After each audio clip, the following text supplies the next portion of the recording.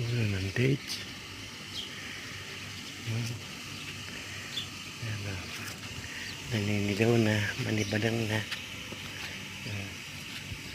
Nagmamanibadang na ang aking dates. Ilang buhay din yan, bukas makalawa. Susuputan na yan.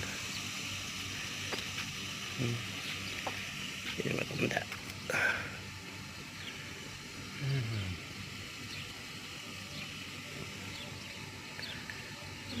Ayan po, yun ang bunga. Ayan, ang gaganda na siya.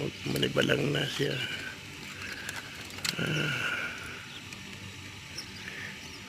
Ayan, matandang hukluban.